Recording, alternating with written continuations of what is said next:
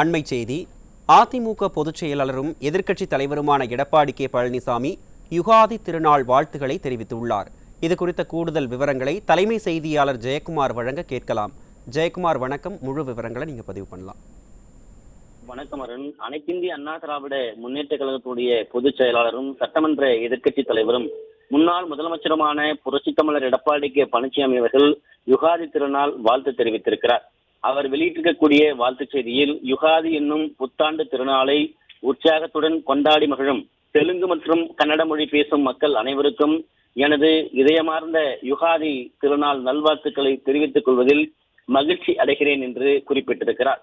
தெலுங்கு மற்றும் கன்னட மக்கள் தங்கள் பேசும் மொழி வேறுபட்டிருந்தாலும் வாழும் இடம் என்ற உணர்வுடன் தமிழகத்தில் பல நூறு ஆண்டுகளாய் ஒருமித்து வாழ்ந்து வருவதும் ஒருவரோடு ஒருவர் நல்லுறவை பேணி ஒற்றுமையுடன் வாழ்ந்து வருவதுமான செயல் தமிழ் மண்ணுக்கும் தமிழ் மக்களுக்கும் பெருமை சேர்ப்பதாக அமைந்திருக்கிறது என்று புகழாரம் சூட்டியுள்ளார்.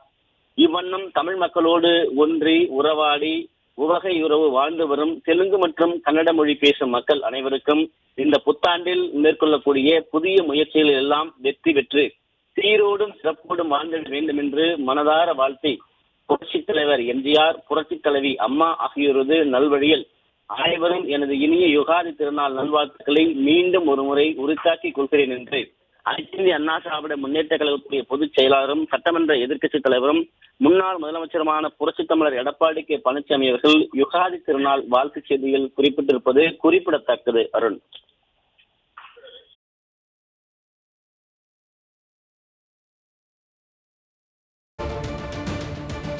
விவரங்களை வழங்கியமைக்கு நன்றி ஜெயக்குமார்.